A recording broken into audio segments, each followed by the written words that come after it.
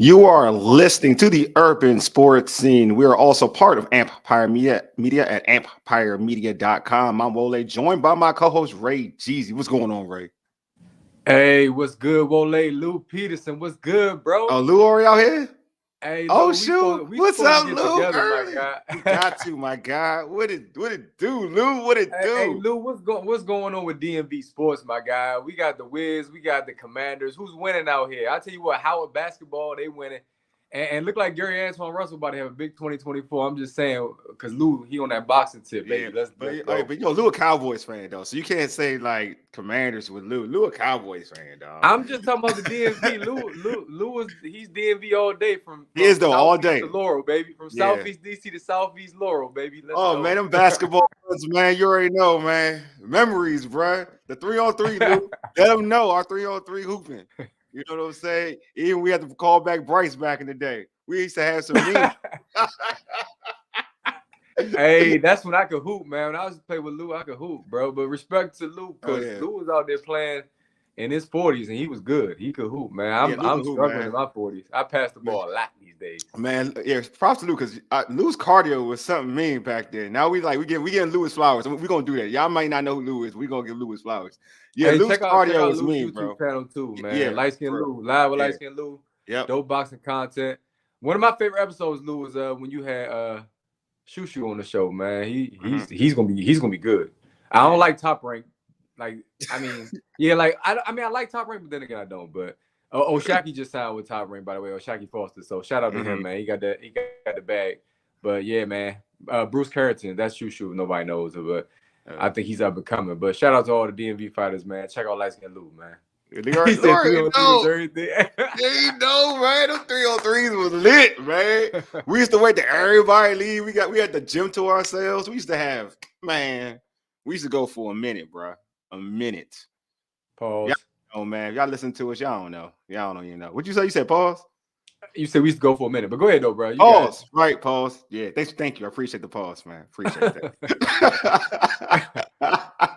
Anyway, I mentioned Empire Media. Empire Media hosts multiple DMV sports podcast shows, such as the John Kime Report, hosted by ESPN Washington Commanders insider John Kime, and Jones Football, hosted by USA Today insider Mike Jones. You can subscribe to our podcast on Spotify, Apple Podcasts, TuneIn, iHeartRadio, and Google Podcasts. Just search The Urban Sports Scene. Hey, listen, make sure you subscribe to our YouTube channel. My bad, Wale. If you're watching this on YouTube right now, of course, hit that like button, hit that subscribe button, hit us up on X at Urban Sports Scene, hit us up on IG at Urban Sports Scene, and of course, check out our FB Facebook page. We just got a like on Facebook.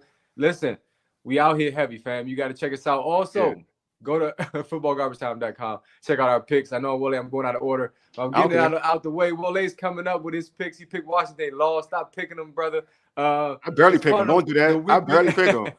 It's part of the weekly Football Garbage Time versus Urban Sports Scene Challenge. Just check out footballgarbagetime.com. Shout out to those guys, Hakun Wong, and of course Ryan, Wole's adversary. Yeah, you ain't lying. He is my adversary. Hey, you mentioned the Facebook page already? I did. Okay, so you said went out of order. You called me off guard. Like, you was all right. What you talking about going out of order? You was in order. Yeah, because you said also join our Urban Sports Scene Facebook group. Just search Urban Sports Scene. You ain't say that yet, but hey, check out their. Oh yeah, that you talking about? Yeah, you're right. I do it. Then I will do that. Also, join our Urban Sports Facebook group. Search Urban Sports Scene, sports bloggers, sports podcasters, and sports debates. All right, man. Let's get into our tradition of the pregame. Here's what we have on tap. We'll talk about the Commanders losing to the Seattle Seahawks in their upcoming game against the New York Giants. Then at 8:30, we'll debate whether Eric Bieniemy should be the next head coach for the Washington Commanders.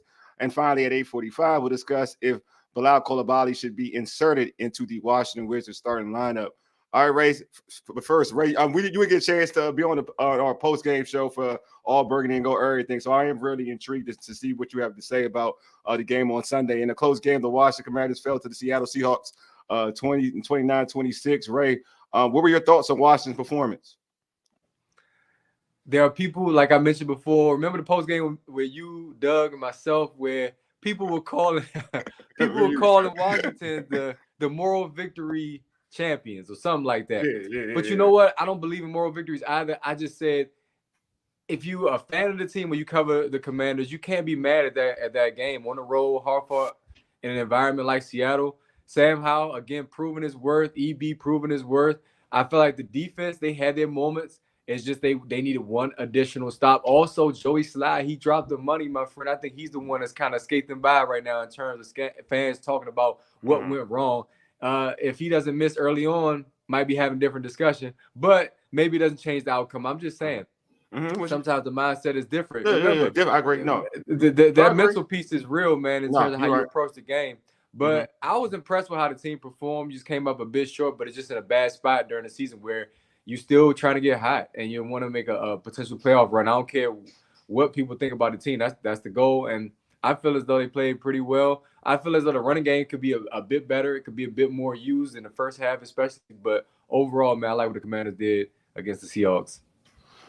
Yeah, I mean, everybody heard me talk about it, but since for this audience, I think defense is trash. I know Ray said this. I think they're just flat out trash, just in terms of what they've consistently are doing in how everything's schematically set up. And we saw Mayo on Smith Jigba, yes, in Jigba. It's Jigba for the end of silent. Smith Jigba. We saw him on him. That's a mismatch. You can't have Jackson. I'll call him Jackson for that for right now. You can't have Jackson, Mayo on Jackson at all. Period.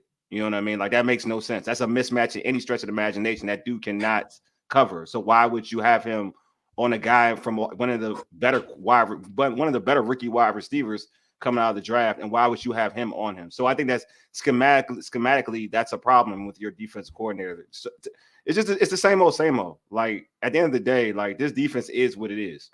And they give up explosive plays. You had St-Juste getting exposed by DK Metcalf. I know people complain about the PI call. It was a PI.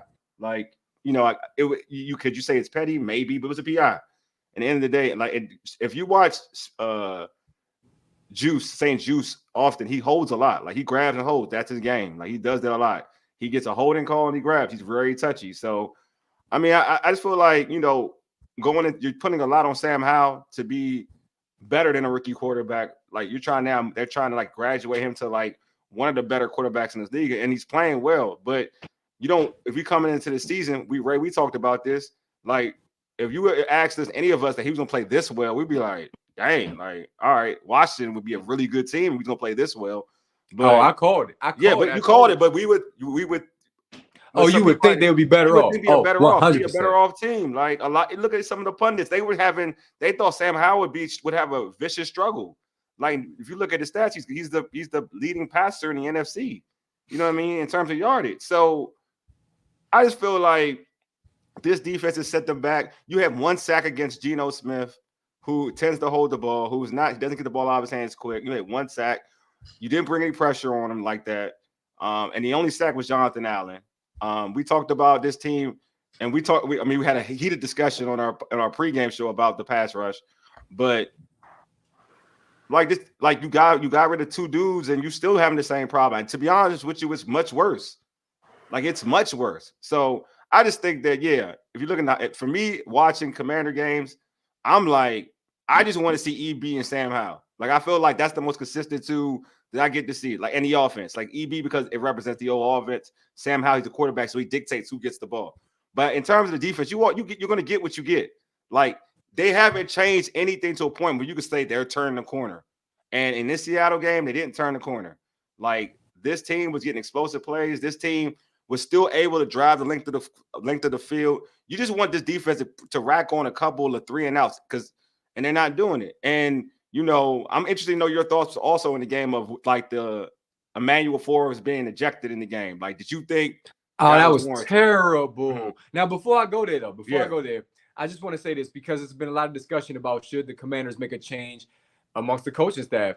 And I'm watching the Raiders make a change. I'm not saying mid-season changes are always the spark that's going to change the season or turn your season around. But what I'm saying is the Raiders made a change, and they've been undefeated since. We saw the Bills just make a change. Ken Dorsey let go. We've seen multiple changes around the league. Coordinators. Why are fans acting as though it wouldn't make a difference if there was a change made, especially Jack Del Rio? That's the name that's been coming up across social media. I know we got listeners all across every social media platform.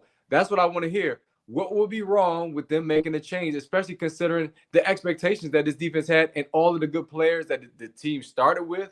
And then you lose Chase and Montez, but they still are a talented defense. Now, getting to the ejection, I'm with everybody else. Emmanuel Forbes, he's probably gonna get 5. He posted right after. I've seen like way worse hits, and people didn't get ejected, and it came from New York. I told you guys that in the group chat. I'm like, the referees who were officiating the game did not even kick him out. So I don't understand it. I didn't get it, and in a way, I felt as though it was a bang play. He wasn't trying to be dirty. It was helmet to helmet though, so I wasn't mad at the call, but I was mad at the ejection, no doubt. No doubt. 100%. I thought that like you saw worse. You saw something much worse when if you watch the game with Logan Thomas. Like Logan Thomas didn't get ejected. Nope. And that was work. And he intended to do some damage. Like he intended. You can see it. Like I think it's Jackson. I think Jackson. Jackson for the Broncos, safety for the Broncos. He intended to do damage with Logan Thomas. It wasn't like he was trying to put he was trying to put a real hit on him. So I'm with you. I just think that the inconsistency of calls are kind of get at me. I don't know if Emmanuel Forbes would fare better than St-Juste. I would think I would hope he would, because I believe in Emmanuel Forbes. But yeah, I thought that kind of gave you that weird feeling, like, okay, here we go again. Here we go. You know what I mean? Like, you're like, okay, this going hurt. This can hurt. You know what I'm saying? So when that happened, that was the only thing that came to my mind. I was like, this might happen again. This may be a bad loss. Like, it may be. Think about recent history of this team, this franchise playing in Seattle. Remember the Todd Collins playoff game? Yeah. You had no offense. You're going up against Matt Hasselbeck, Sean Alexander, a team that's expected to go compete for. That's one better than that. Yeah, it's going before that one. But go ahead, though. There's the one before that one. The one before that, when Carlos Rogers threw and dropped that pick. Everybody, if he caught that pick, this team could have been going something special. That's the one you should really mention. Talk about the one with Todd Collins. You need to be talking about the one that Carlos Rogers. A true Washingtonian. Yeah, bro. That's the one.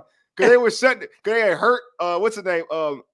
Sean Alexander and everything. Like, they didn't. That game looked good. That game was promising. Dude, don't do that.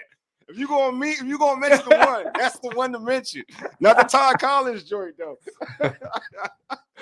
I'm just saying, in terms of offensive performance, that was the best offensive performance I've seen in a while that this team was able to put on in Seattle. That's all I'm saying, Wale. It's been some painful memories in Seattle, bro. Sleepless in Seattle is real around Washington. Yeah, I know. You see, it's part of the it's actually the title out here on this pod. Sleepless in Seattle. You know what I'm saying? Yeah. Exactly. So I'm just saying, yeah, I'm with you, bro. It is Sleepless in Seattle. But I'm still not. Yeah, like this game was winnable, because I didn't think it was going to be winnable, but it was winnable. Like, it was every game is winnable, Wale. Stop it. Look, you know what I'm saying? Look, man. If you want to transition sort of to the Sam Howell discussion, and yes. Oh well, we already kind of are talking about Sam Howell in a way. No, go to Sam Howell. Go to Sam Howell. Well, what I want to say let me play is this. Actually, but all right, before you go there, what was your thoughts? Hold on. What were your thoughts on this play though? Hold on. What were your thoughts on this play? And I'm gonna let's see it happen real quick though.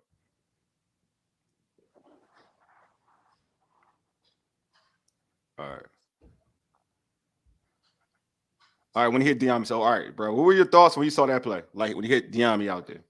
Again, I was like, Sam is that dude. Like, social media was lighting up. I was lighting up. I was lighting up, bro. I ain't gonna hold you. I was screaming. I was screaming in this mug, bro. Here's what it is. When you give him time, that's what you get. Yeah. When you protect that guy, most quarterbacks, of course, you say you give them time, they're gonna light up. No, still, you could predict in that moment. Zach Wilson, he ain't doing nothing. Go ahead though. In that moment, you're right. In that moment, though, on the road in a hostile environment, and he finally found Bieniemy. We were waiting for that. Many of us knew that connection was coming, like fantasy football, baby.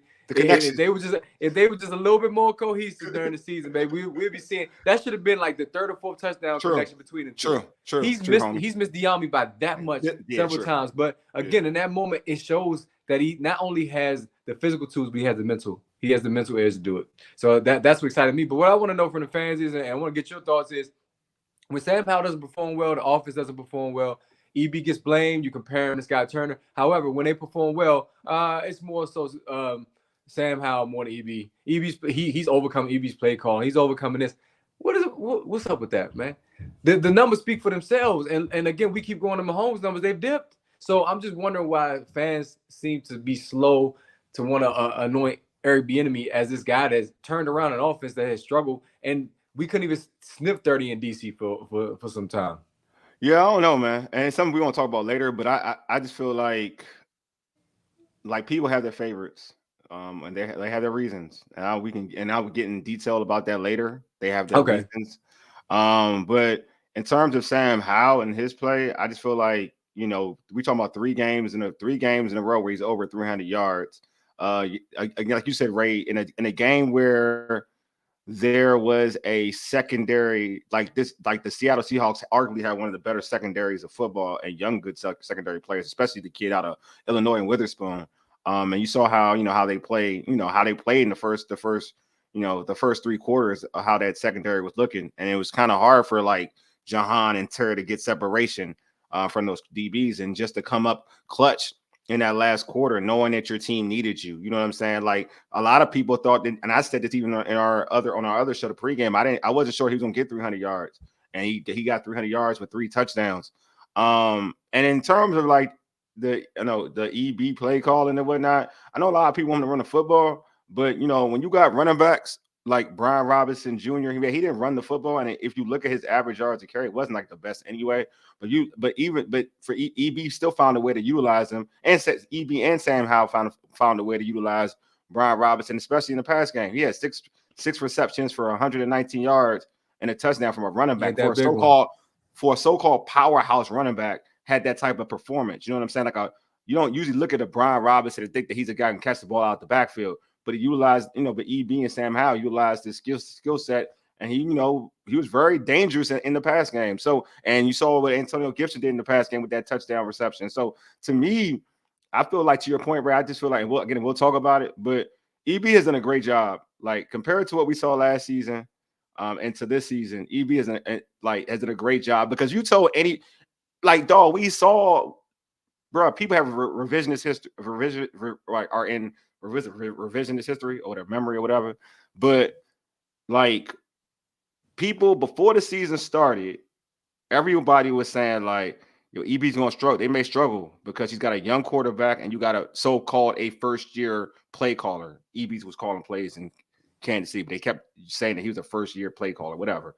That he would struggle. None of them dudes with if you had to tell, if you said in the beginning of the season, Washington would be averaging about close to 3 to 4 points more than they did last year, right?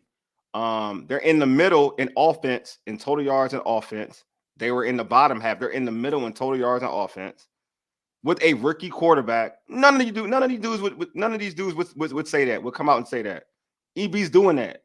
You know what I'm saying? So I just feel like, Sam Howell deserves a lot of credit, but the EB definitely has to play a part in that. Like, people got to give him his flowers as well.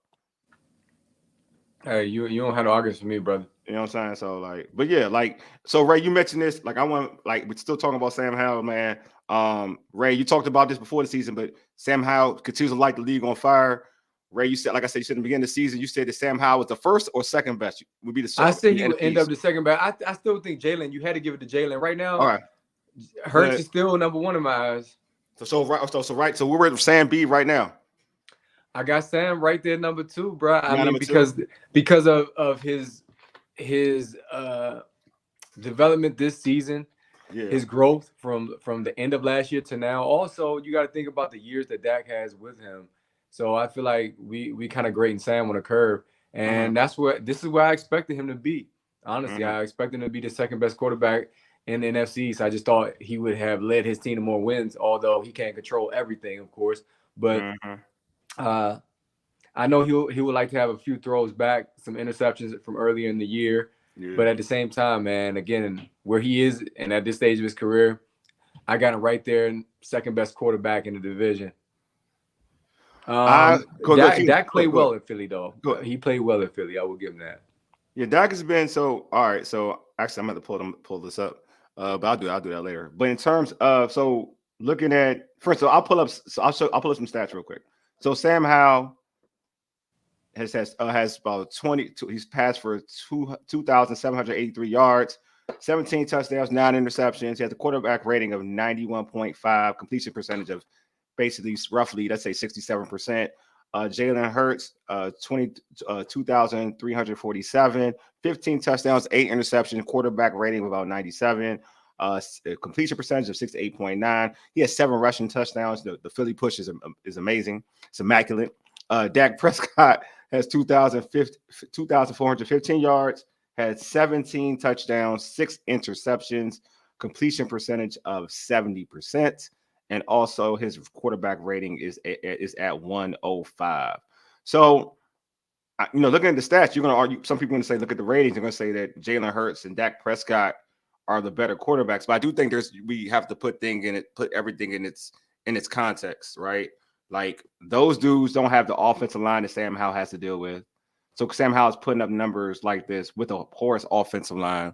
Those dudes are protected by good defenses. Sam Howell has to kind of run the team, right? He is the leader of this team in terms of like they rely on Sam Howell to play well, because we've seen games where Dak hasn't played well, but the defense has kind of showed up against good competition, right? Same with the Eagles. Same with the Eagles. Like Jalen may have not had the best game, but his defense has been kind of lights out to a point where they've consistently bailed him out in certain situations. Sam Howell has to play great for this team, has to play at a high level for this team to win games. Like he can, at this point in time, he cannot play average football to win games. And I feel like that's a lot of pressure compared to what any of these other dudes have to deal with. Could these dudes deal with the offensive line that Washington had put out there and still have productive numbers? I don't think so. That's a good question, bro. Yeah. I'm not even biased though. That's the wild part. Yeah. I'm not biased at all. It's just what I've seen out of Sam Howell, what I saw out of him in college. And my man Couch Coach Live came on last week. You know what I'm saying? Yeah. He said the same thing. He's followed since high school. Everybody after that touchdown throw, you saw what they post. Sam Howell is him. He's him. It's him. Yep. He's him. Yep.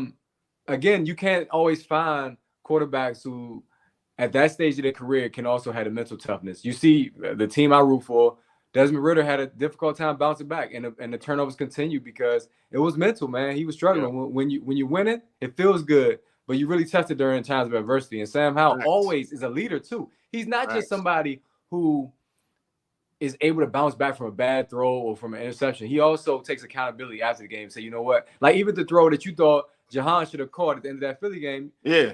He said, if I can get that ball back, I'd have made a better throw. Yeah. And again, that's leadership qualities, baby. Yeah. Not everybody does that. I saw Aaron Rodgers on many times throw his receivers under the bus, even some of his better receivers because of ego.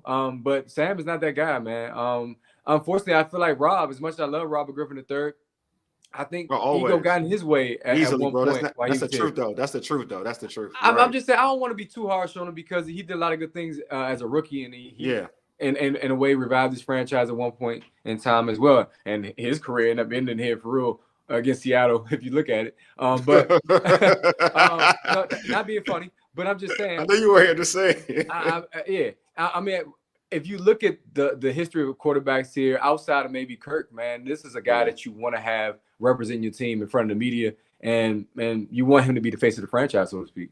I think so. Yeah. So in terms of, we had a poll on X, where do you rank Sam Howell in the NFC East? 39% had first, 44% had second, and third, and 17% had third. No one had last. So that's good, right? No one had him last. Yeah, I do think. I mean, the argument. I feel like off of what Jalen did last year and what he continues to do this year, I think it's true. Like I wouldn't be mad you should have Jalen over Sam Howell. In conventional thinking, you should have Jalen over Sam Howell. But I do think that people should also put in context that if you put Jalen here in DC, do you think Jalen has the same type of success?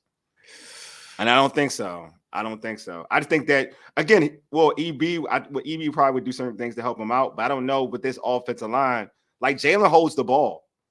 Like he holds the ball, but again, he's allowed to hold the ball because his offensive line is so good. Sam Howell can't hold the ball. They have to kind of change things up, more quick game and whatnot, and get the ball out there quick because the offensive line is bad. So it's a little different. Their situations are totally different. They're both mentally tough guys. I agree. He's dealing with that Philly media.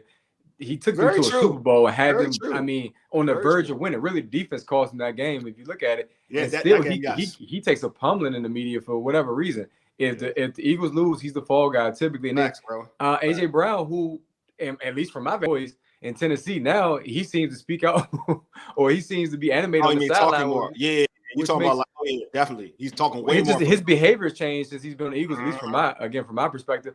You're right. Jalen Hurts has handled it like a pro. So I think they both mentally tough. Jalen Hurts has overcome a lot of adversity in his career. He knows the bright lights. I can't say he wouldn't succeed here. He can make plays with his legs. He does hold the football.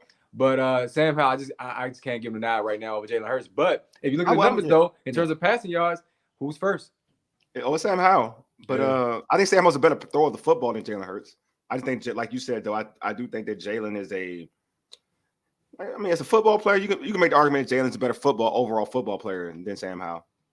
I don't think there's nothing wrong by saying that right now. But but again, this is if you told me who had a better rookie year in the NFL, it's Sam Howell. Like, so in terms of his progression, and we're going off that alone, and Sam Howell eventually will be better than Jalen Hurts.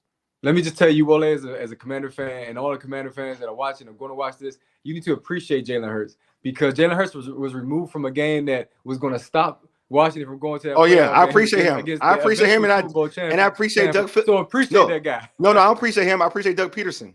He played Nick Sudfeld. Like I know exactly what you're talking about. I appreciate Doug Peterson. That's what I appreciate. If Jalen played, he would have had no mercy on my squad. I appreciate Doug Peterson for making that call. And Commander fans, y'all better be lucky we're not mentioning Chase Young. Because speaking of Doug Peterson, he saw Chase Young up close and personal. But we ain't going to go there today. Go ahead. We ain't going to go there. We're not going to go there. All right, so Washington's 4-6. I mean, we all thought this team would be slightly better. Like I mentioned, Ray, we were talking about this team. We're talking about this team's defense. Would be one of the top defenses in the NFL, top 10. And then, we didn't expect this offense to be like this. An offense that can score over 20, close to 30 on, right now at this point in time, pretty consistent in terms of mid-20s and in 30s. Have we overrated this team's talent, or is it just coaching? It's difficult to say because this core group of players has been with this coaching staff throughout the 10-year. I'm talking about the Bama Wall, as well as the defensive backs. I don't know what Cam Curl and what's my man's name from Kansas City? I can't even think of his name right now. I'm losing my mind. What Cam, you talking about? What players? Kendall Fuller. Oh, there we go. Kendall Fuller. I'm so sorry. I'm just saying this core group of players: Kendall Fuller, Cam Curl, the Bama Wall. This core defensive group has been with this coaching staff for multiple seasons. So it's difficult to say if they're being put in the right position. But I know that the coaches emphasize do your job, and that's my issue with the coaches. So if I lean one way, I'm probably going to say it's the coaching staff, because you have to make adjustments. And I don't know if in-game adjustments always occur or they always occur at the right time. So if I had to pin it, I'm looking at two defensive coaches that can't get a defensive football team to perform at the level that everybody thinks they should. So, yeah, I think it's the coaches, bro. Yeah, I agree. I definitely think it's the coaches. So, all right, let's go to the Giants game, because we got to speed this segment up. So the Giants, they will travel to FedEx to take on the Commanders. In the first game against the Giants, the Commanders lost 14-7. Do you think, and EB, that's probably EB's worst game, right? So do you think EB will have a better game plan against the Giants this time around? 100%. It's just a matter of if the Giants come out to play. The Giants are one of the teams that they don't. Definitely coach the staff. I want to just talk to Timothy. Oh, no doubt. Yeah, I appreciate definitely coach the staff, bro. Appreciate Timothy. I think the Giants are one of these teams that they're not going to lay down to a division opponent. So while this season is definitely over, unfortunately, sorry, Mo, they're not going to lay down. So if the Giants come out again and they hit you in the mouth, I want to see how EB responds. EB does tend to be pass happy. We've seen that. I would like a little more balance, just like most other fans. Even if it's not as effective as maybe some of us would like to see, you got to stick with it, I think, because at some point, Sam Howell could even benefit further from a good running game. Right now, he's having a good season. He's throwing the ball a ton. So if you mix in a strong running game, I think that'll make a big difference for him. It'll take some of the responsibility and load off his shoulders. So help your young quarterback out. But again, the Giants come out strong. What are you going to do? I would love to see EB make good in-game adjustments and stay consistent. Stay consistent. with trying to have a balanced approach. So Timothy also said EB will turn the notch up, and we have to produce. So for me, I expect him to check. I expect EB to be fine in this game. It depends. Like I'm all about do whatever it takes to win the football game and move the football. I've always leaned on running the football, but also I've seen even with the other offensive coordinator that if you're not productive running the football, like you're not getting a good chunk of yards and on first and second down, and you have your team in third and long, you want to kind of get yourself out of that situation. So this is my thing. If you want to run the football, fine. But if you run the football and it's not garnering any real yardage, like it's still putting you in third and long, then go quick game. Because quick game is still running the football. You're now getting yourself in third and 5. The goal is to get yourself in third and manageable, in my opinion. You know what I mean? If running the football gets you in third and manageable, then run the football.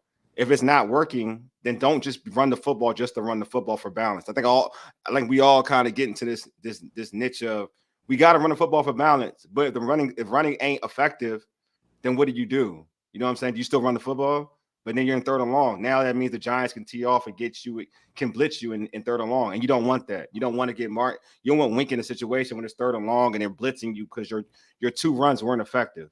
You know what I'm saying? So would I like to run Brian Robinson more? Definitely, bro. Like definitely.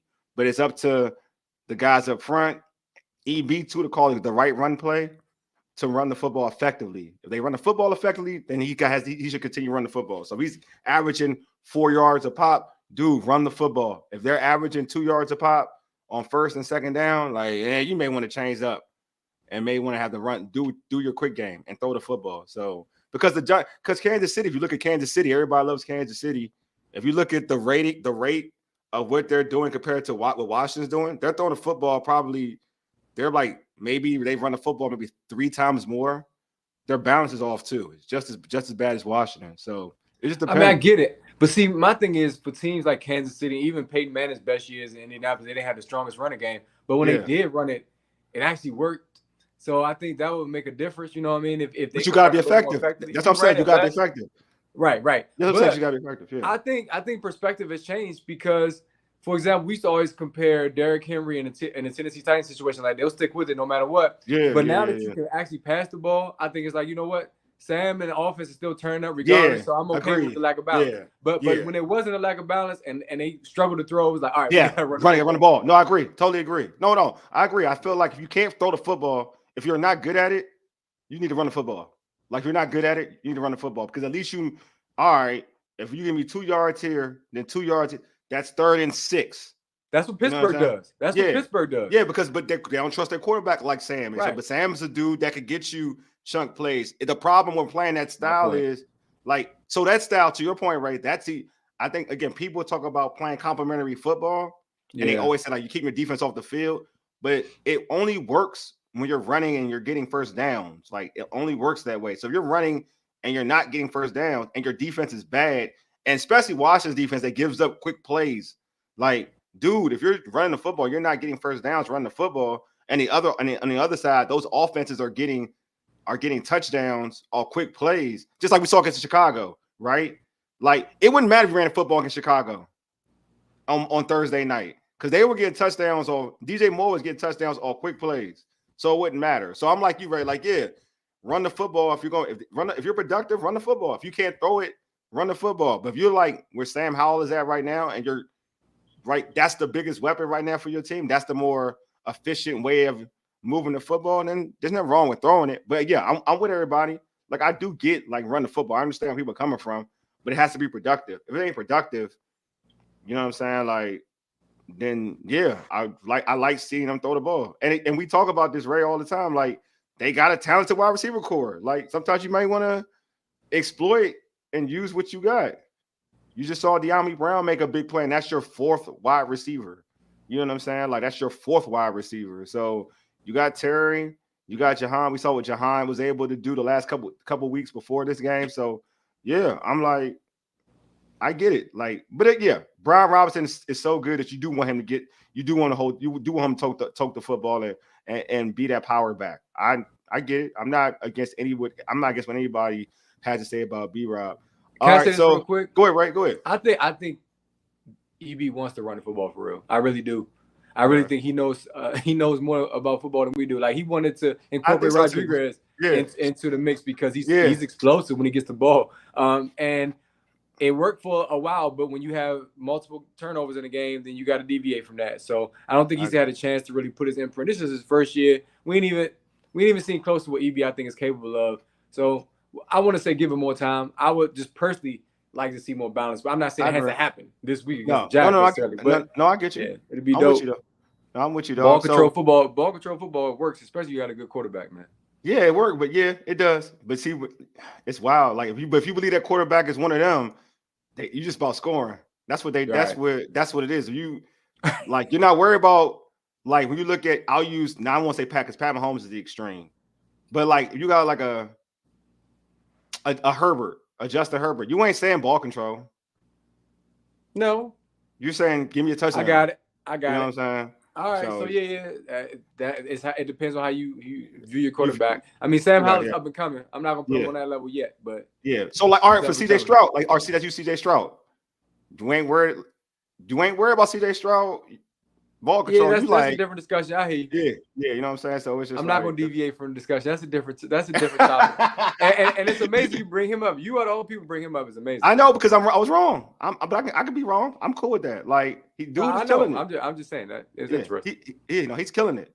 And he's Ohio State too. He's killing it though. So it hurts me to say it, but he's killing it, dog. He's killing it. I gotta give props. You gotta give him his flowers, man. He just beat Joe Burrow, bro. I mean, got to.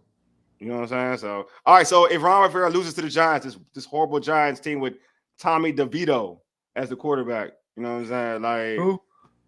Tommy DeVito, like as the quarterback, bro. Like, could he be fired ASAP if he loses to DeVito? I'm looking at X, and what's wild is we just got a post.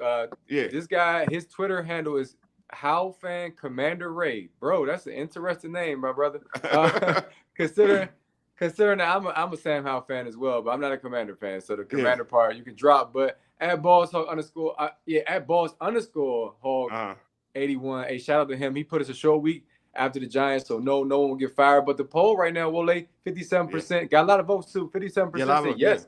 I don't see it happening, to be honest. I don't. Just based on what we know about Josh Harris and his fixation on analytics, I don't think it's gonna happen. Yeah, I don't think it's going to happen. I mean, I do think it's going to rub people. I'm going to be interested to see what Magic Johnson tweets because he loves to tweet.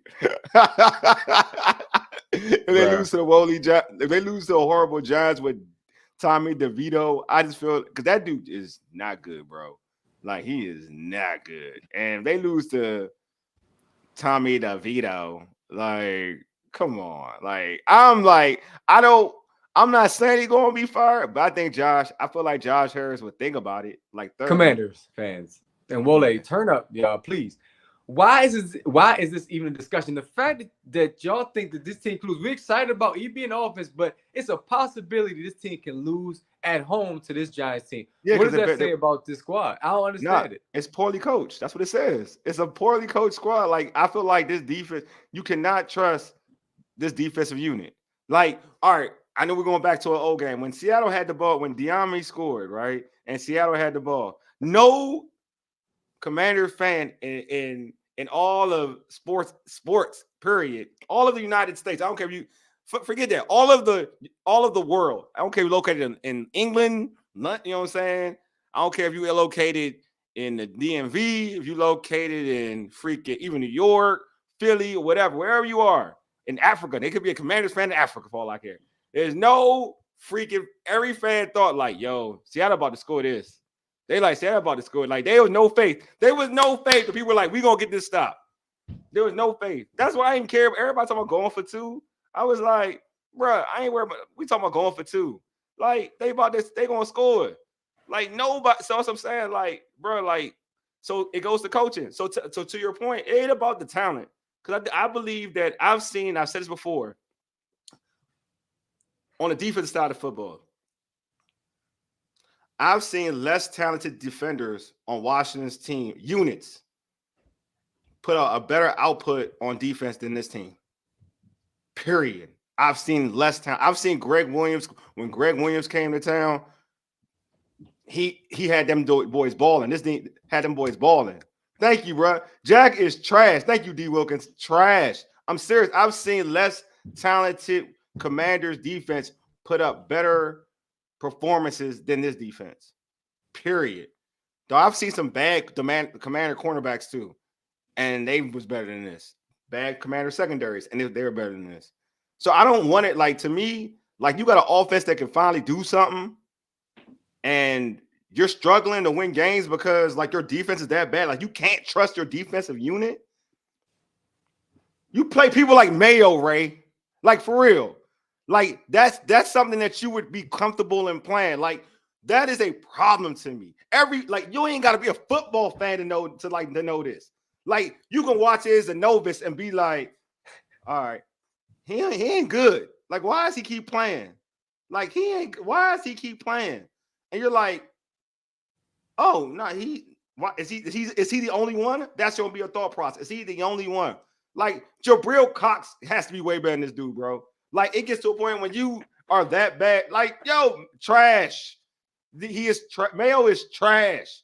So to me, Ray goes back to it. Like, yeah, when you talk about, dang, man, the Giants are bad. Like, for them to be a possibility, yes, they're a possibility, right? No, why they're a possibility? Because you got Jack Del Rio and Ron Rivera manning that defense, and they are trash. So it's a possibility. Okay, so you go on that Mayo constantly. He's a player that it speaks to Ron, not just being a coach, but also one that has been in charge of personnel decisions. Yeah, there's some bias there. Like, I don't get why you like Mayo so much. Like, I don't even understand why that's a thing. Like, why? Like, can we stop? I don't even understand. Mayo? Yeah, I don't care. Like, he's trash, right? Like, it bothers me. Like, it's like I think is he his long lost son or something? Like, I don't get it. Like, I don't understand the fixation on playing Mayo, bro. Like, there are so many bad players that they play just because they want to play. You know what I'm saying? Like, all right, Nick Gates. Why were you playing Nick Gates in the offensive line? Let me go the other way. Like, what took you so long to know that he wasn't good? Like, what took you so long to know he wasn't good? Like, for real. The Giants game was the only game. Like, bro, he's been bad for a minute. Like, he was bad for a minute. Hold people accountable. Like, that's all I need. That's all you need to do. Bill Belichick would have been like, bruh, you out of here. Like, you're not going. Hey, you're out of here. Bill Belichick is a different breed. I mean, they cutting folks on Tuesday, bro. They're not playing no games. When you Mayo bad, you need to be cut on Tuesday. Listen, I think it's a matter. He did make that Gates call. True that. Like, and Wiley too. That's right. Like, yeah, I don't know about Gates, but definitely Wiley though. Go ahead though. Definitely Wiley. I think it does come down to coaching simply because, again, just the level of play over the years that Ron has been here. He's gotten a pass, man. I mean, the way you guys are talking about him, you wonder if a change will be made, but I think it'll be Jack before it'll be him mid-season, to be honest. And it'll come from the top. I don't think Ron could fire his boy. I really don't. But making a coaching change, some people say, for what? Why would that matter at this point? Might as well ride the season out. But it's because many want to see what EB can do if he gets that interim position. And speaking of EB, bro, you're a good segue, dog. You're good at this, right? Hey, all right. So, Ray, if Ron is fired till the end of the season, forget the Giants game. He's fired at the end of the season because Ron ain't keeping the job. We already know this. Let's keep the buck. Should Washington's new GM, because Martin Mayhew ain't gonna be the GM either. Washington's new GM make EB the new coach, or do you think they should go and bring the new GM should bring their own guy? Now, you definitely want to make EB the coach. Mm-hmm. There has been a lack of consistency just for many years here. You've had Terry McLaurin. How many coaches? How many quarterbacks? How many? I mean, he's seen a lot go on, man. Yeah, true. And Scott if Turner. you start Sam Howell from scratch, basically, I think you're going to see some regression because it's a learning curve. Mm-hmm. If you keep EB here, you see the Antonio Pierce effect in Vegas, right? They on the same diet plan too. Yeah. And if you see how this dude has motivated a group that people call Washington West, Commanders West, then I think you want to keep a guy who's more of a rah-rah, who's more of a motivator, who's a former offensive player, who knows how to put up points in this league, who's won Super Bowls. I think you want that experience here. Listen, the history of this franchise is rich, my brother. Facts. There's trophies, multiple trophies in that trophy case in Ashburn. EB also has those trophies. That's the goal. So if you want Yes. trophies, you keep EB. You hire Ron for diversity. I like Ron. Don't get it twisted, but you hired that man for diversity. You didn't hire him for trophies. So if you want trophies, if the goal is to win a Super Bowl, if you want to take the team back to DC, back to the city, EB is the guy. And he's black. Not, I'm just saying, I'm a little biased, even though I'm a little, you know, a little light, but still, hey. Dark skin though. It's all good.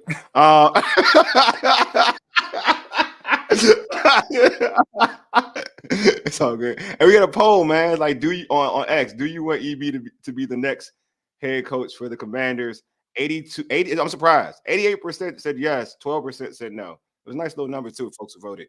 Yeah, you're gonna have your detractors out there who they're not gonna like it regardless. I'm surprised though. Like, real talk, I'm surprised. I'm surprised that Magic Johnson and ownership, new stadium in the city. You talking about trophies? We talking about winning culture. I think EB's that dude, bro. Yeah, I think he should be the head coach. I don't really understand. So, Ray, this goes back to what you were talking about earlier. I kind of wanted to save it for this discussion. So, you was asking me why, like, you know, does he have his detractors and his like haters or whatever? And it's wild because I don't understand it. I don't get it myself. Like, I try to sit back and like, because we watched football for years, and even if you're not an expert, we kind of see the trend, right? We see a trend, and you got a young quarterback, and he's showing progression with the offensive play caller. And the team is showing improvement and the quarterback is showing growth. You're trying to want to keep them together. So you tend to kind of like say, okay, I'll make him, the goal is to make him the head coach, and I'll probably get another defensive guy to run the defense, right?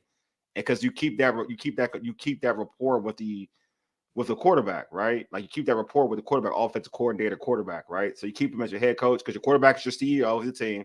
And like you want to make sure your quarterback's happy. And you can have EB as the head coach, and he can just hire his own defensive coordinator, and it works that way, right?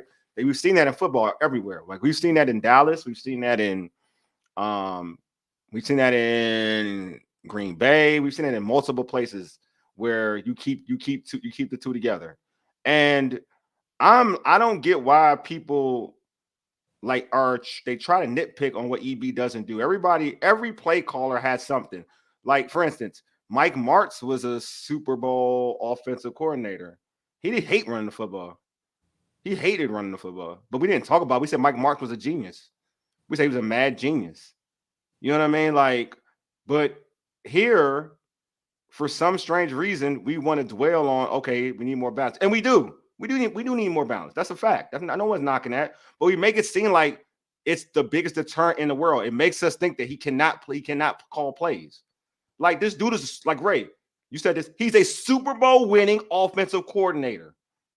We are debating if a Super Bowl winning offensive coordinator with one of the best franchises in this era of football, with one of the premier quarterbacks who hasn't had the same success this season so far yet early, and we're acting as if we're too good for Eric Bieniemy.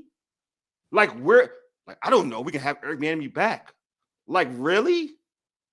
Like, for real, like, where does that ever happen in football, period, where you have a guy who's improved your offense, has taken a rookie quarterback, and I'm going to use this term, I don't like using it, but a fifth-round quarterback that everybody said he's a fifth-rounder, he wouldn't be successful, and now this quarterback is leading the league in yardage, or the NFC, I think it's the NFC, leading the NFC in yardage. Come on, bro. Come on. We're scoring over dog. Winston, the last time we scored points like this is Jay Gruden. It's under Jay Gruden. And everybody loved Jay. And everybody loved Jay as an offensive-minded coach. That's the last time we scored points like this. And again, I'm going to say this. We're doing this with a rookie quarterback. Jay didn't do this with a rookie quarterback. Nobody did this with, like, other than Shanahan with RG3, no one's had this type of success with a rookie quarterback.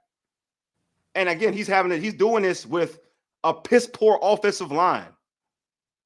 Those teams had Trent Williams. Those teams had Morgan Moses.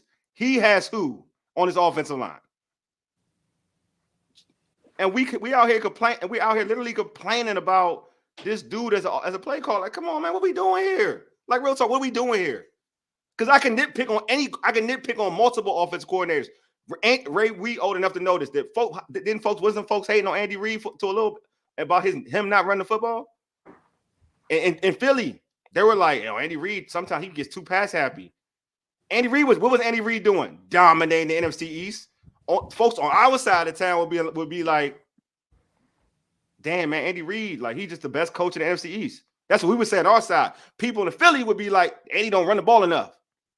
But on our side, we'd be like, Andy Reid, or most of the league will be like, Andy Reid is one of the better minds in football, period.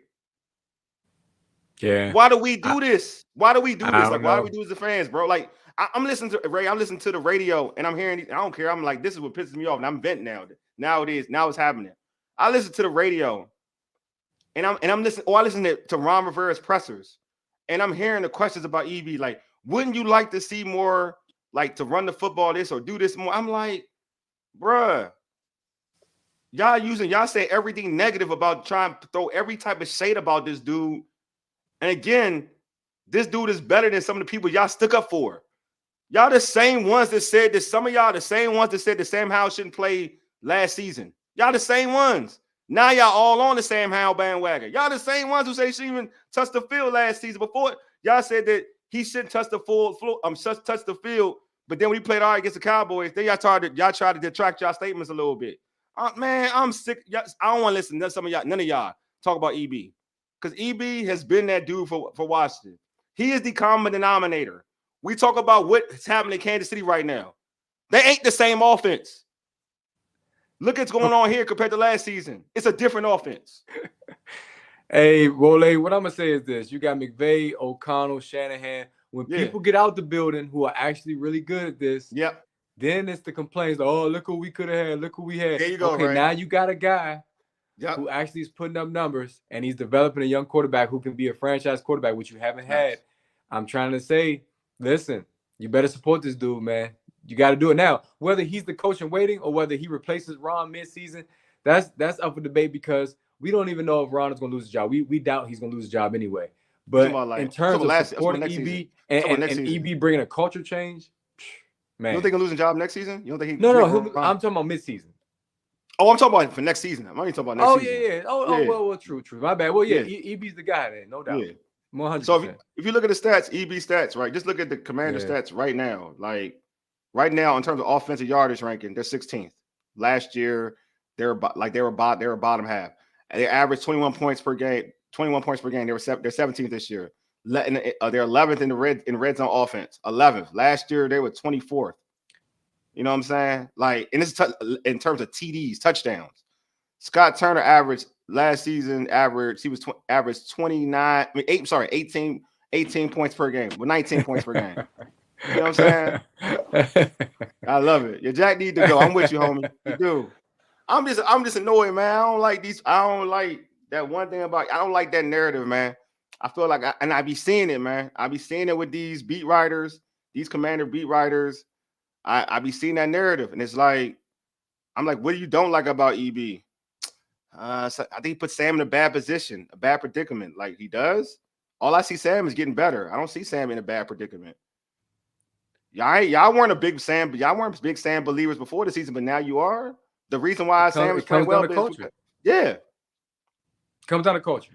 I agree, you ask bro. anybody play for him, Tyreek Hill and others, they'll tell you about who EB is, man. We have Breland on this show talk about who EB is. Exactly. Gotta change the culture. Got to, bro. Even amongst the media, they need to change because they need to change. I don't know what it is. They need to change because this is something that needs to stop. It needs to stop because they a little extra, Ray. They very extra. It's all right. That's why we're here. That's why we're here, bro. All right, man. We talked enough about the Commanders. Time to talk about some Wizards.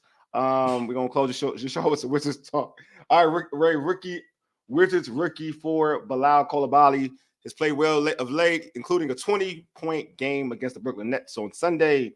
Ray, do you think the Wizards should consider starting Coulibaly? 100%. You and I talked briefly about him last week. He's the future of your franchise. We asked the question last week, can you build your franchise around him? We both think you can. Might as well start now. ESPN Power Rankings. Basketball, NBA. Wizards are number 30.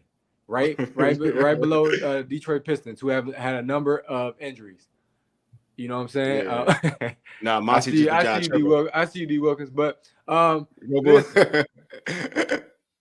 are similarities to what has happened for a long time in this franchise. For one, I remember attending the NBA draft years ago when it was at what was then known as the MCI Center. Mm-hmm. That year, Elton Brand went number 1. Steve Francis went top 5. Steve Francis, of course, went to Vancouver. Anyway, that whole draft, it didn't matter what the Wizards did. It was everybody in the stands who were Wizards fans were saying West must go. Talking about West Unseld at the time. I mean, of course, he's passed away, and we know he's a legend for this franchise. But now his son is here, and there's a lot of people saying he must go.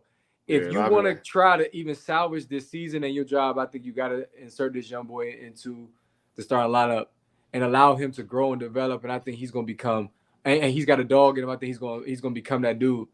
Yeah, I really do. I just feel as though right now, where else are you going to go at this stage of the season when your season is already on the verge of collapsing? Luckily, in the Eastern Conference, where, to be honest with you, you win 3 in a row, you're right back in discussion for a play-in spot. So it's not over yet. And this is you said playing spot. You think they're contention for a playing spot? They can get it? No, I said if you win, let's say 3 in a row, you're right back. Yeah, that's true. That's right. You're right. I'm just saying it's not the season isn't gone yet.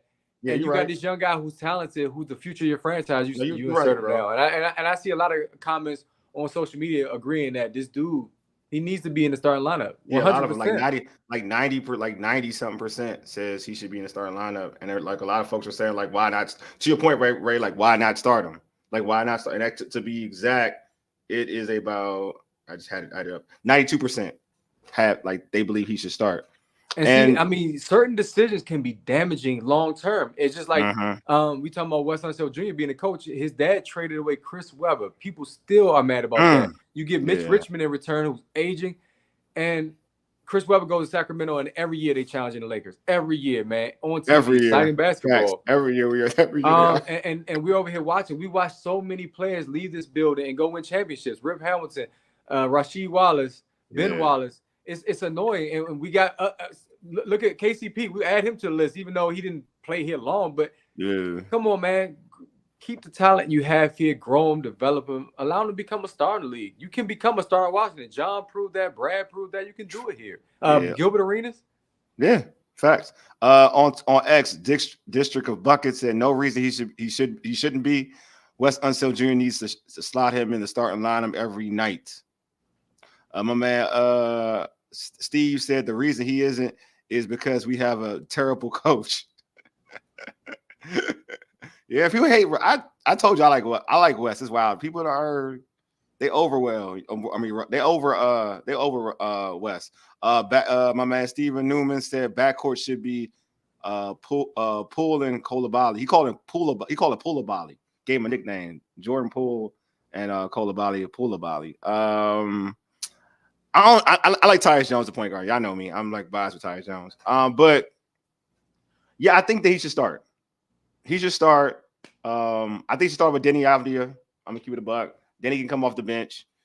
I think he's starting to feel it. You know what I mean? If you watch him play, he's starting to get into it. He's starting to get comfortable. He's shooting the 3 ball a lot better. Ray, like you said, he plays with a dog. He's not scared. I think he wants the challenge. I think it's something that this is the guy you're building around. So I think Coulibaly should definitely be the one. I think he should start. I don't think there's an issue. I don't think would be an issue with it. I mean, Denny got a good, nice little pay. But he's the type of player that you can bring off the bench and he can still do what he does. Because you're not trying to, like, what is your overall thought process of Denny in terms of what he's going to score? Do you see Denny as a 20-point scorer? No, he's not a 20-point scorer.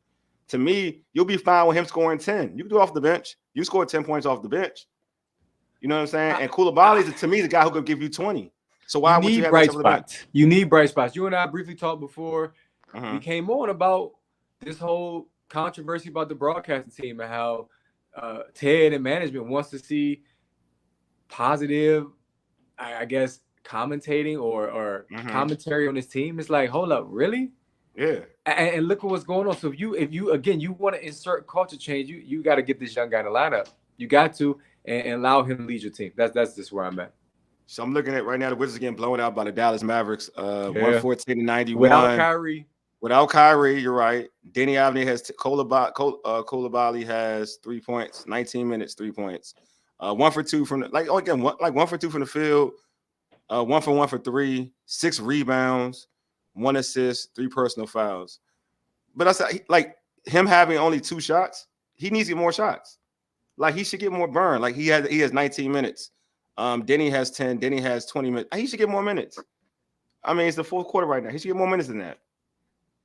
You know what I'm saying? Like he should get you should be featuring him, just like we talk about in another sport, like how EB has utilized Sam Howell in terms of throwing the football a lot to make him a better player. Well, you need to give. I think Coulibaly needs more playing time to make him a better player. Like put more through him, put more on him. He's the process. When Joel Embiid was young, they were feeding that man early and often. Now Facts. Look where they are, man. Start him now, baby. He is the Washington version of the process. Book it. I like it. Book it. I can't Not get it again. Not anything less. The brother can hoop. Yeah, I like Coulibaly, man. I think he deserves more playing time.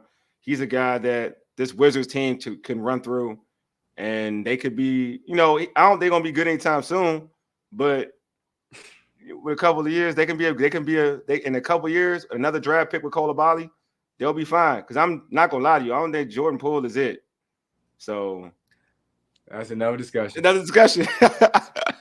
I appreciate you for being here, though. You declined the assignment. You could have been, posting short to Luka right now, but I could have. Here on the show. I came for the look, bro. This is what it is, dog. The Urban Sports and everything, man.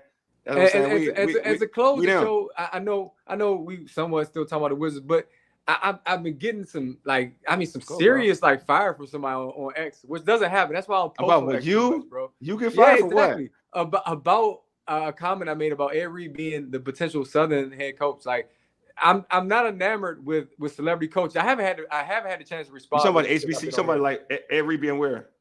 At Southern University as a football coach. Somebody's coming at me with some fire. I'm like, seriously though, bro. But anyway, that's another discussion. I just want to tell that person, even though they're not watching right now. Like how you know they ain't watching? They always watching, bro. Everybody watching. They watching, bro. They watching you, Ray. Cause you Ray. You watching you, dog. Is he consistently? Is this person consistently going at you? Consistently? No, I don't even know who this is, but I'm just saying they coming at me. So I'm gonna try to have some regular discourse. If it don't work, then I'm gonna. That's what's up, man. You know what? In these HBCU streets, man, you know what I'm saying. Keep coming to my boy Ray. The HBCU streets is not too bad. It's the Commander streets that kind of are a little frustrating. I watch from the sideline. I watch you go back and forth with folks. Oh, I love it. But I'm extra though. I love the smoke. I'm extra though. I love it. Like I love it because but I've learned to be respectful.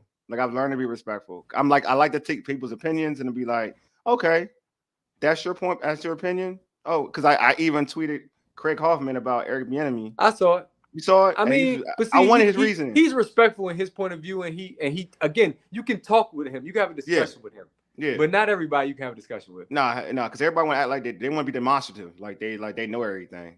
You know what I'm saying? Like that's all. Like I mean, I'm all about let everybody get their word out, man. You know what I'm saying? But at the end of the day, just keep it. Like I just say the truth about what you feel about Eric Bieniemy. Oh, I didn't want to say this or ask you this though. We back to Bieniemy. No, it's not Bieniemy. It's actually it's a larger problem. Not just go ahead. It's a larger problem. Oh, oh gosh, what is it about? Black head coaches? Yeah, black. Yeah, what I tweeted, like you saw it. So I feel like there's a stigma. There is a stigma when it comes to black offensive coaches. Like they don't get the opportunity, like a black. Even not seeing a black. Like black coaches don't get chances. Like the chances. We all know it's an issue with black coaches in general, but I feel like owners are more inclined to go after the defensive coordinator. Yeah, I mean, 100% than an offensive coordinator. That's Todd Bowles, Raheem Morris. Yeah, if you look at that's obvious. Because I feel like because I feel like that's the reason. People when they talk about Eric Bieniemy being he's a problem or whatever. It's more than that. Like to me, I just feel like it's a lot more than we've interviewed some of his people. I just feel like owners are more comfortable of because offense sells tickets. Teams nowadays they want their offensive coordinator to run their teams, and I just feel like folks don't be going with the offensive. Jim Caldwell. Jim Caldwell is a great coach. How many chances did Jim Caldwell get? Offensive minded coach. I mean, I get it. I know you don't want to count the Dolphins coach. No, I counted him. Okay. I counted him. But he's one. But that's different though. I feel like that's because it's the reason why he's there is because he's lacking melanin. That's not good, bro. I feel like Ray, you already We claim him. I'm going to claim him. But we do know how certain people think. That's all I'm gonna say. We know how certain people think. I'm not saying that he ain't. I think he is. He is to me. I'm just saying that folks will look at him a certain way and be like, "Oh, he passes." That's all I'm saying. And it's not a knock on him. To me, you got to drop like he black. To me, he black. I'm not going to say it again. I believe he's black. He black. I'm just saying that we're talking about the thought process of ownership. I think that they are more inclined. Well, if it is an issue, what I'm gonna say is from a positive perspective. Just look at the amount of black coaches that have gotten opportunities. Even Antonio Pierce coming off the street. People complained about Jeff Saturday last year. Yeah. Antonio Pierce is in a similar spot. Brian Flores. Yeah, well, I know. I'm just saying, but it's still progress though. So it's progress. It's going to have to go to that point to where more maybe black offensive minds will get more opportunities, and we're just not there yet. But the black quarterbacks are evolving. That's a good thing. That's a good thing. So I mean, it all takes time. I don't necessarily agree that they don't get the opportunities. I just don't think that there's many right now. I'll say this much. Fit the bill. I'll say this much. I just want to see what happens with the Eagles offensive coordinator. Young, he fits the mold. Young, forget color. Young, good offense. And usually that's like, all right, we want to steal from your tree. Like this, your offense has been very successful. We want to steal from you. So I want to see if he gets an opportunity next year. I want to see if he's a leading candidate. That's what I want to see. I want to see that. If he's not, then I'm like, all right. Then I'm like, okay, here we go. So, but yeah, but that's real talk. You know what I'm saying? To our old school segment, when we being real, that's real talk. All right, man. This has been great, man. Good talking to Ray. I'm glad you indulged me with that question. I just wanted to get your point of view because I've been going at it on social media. And as well, people have agreed with me from all colors, have agreed with me. So I do feel like color doesn't matter, man. I don't think it matters. I think it's just some people are set in their ways. There's some people who love Scott Turner, just like Heineke is still beloved in here, even though, yeah. So I'm just saying, folks agree with me. But it's okay. I'm okay with people having their opinions. I just want people to be rational with it. That's all. I agree. I agree. But if you're not, again, I can't control folks. That's why we pick and choose what we do and who we talk to, and we keep it moving. But numbers speak for themselves, and somehow EB together are putting them numbers and putting them numbers, bro. Anyway, subscribe to our podcast on Spotify, Apple Podcasts, TuneIn, iHeartRadio, and Google Podcasts. Just search the Urban Sports Scene. Also, follow us on X, I'm about to say Twitter, on X at Urban Sports Scene, IG at Urban Sports Scene, like our Urban Sports Scene Facebook page. Make sure you subscribe to our Urban Sports Scene YouTube channel, like this video, and subscribe to our channel. Hit the red subscribe button. Appreciate it. We got all love for y'all. Appreciate the folks who were tuning in and who were chatting with us. Y'all the real MVPs.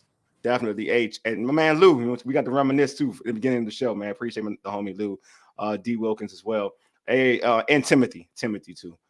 Check out the home of the Urban Sports Scene, Amplifier Media at amplifiermedia.com. And this show can be found on the Podcast DC app.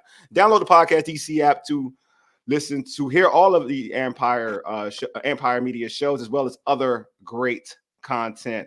All right, man. Thank you all for tuning in. We appreciate y'all. I know I'm being real redundant, but it is the truth, man. Without y'all, man, y'all help us get this thing going and get this thing popping on this new platform we kind of embarked in, and it's been kind of working. So we appreciate y'all. Anyway, you've been listening to the Urban Sports Scene for ages. Deuces, a mega. Lead us out, big homie.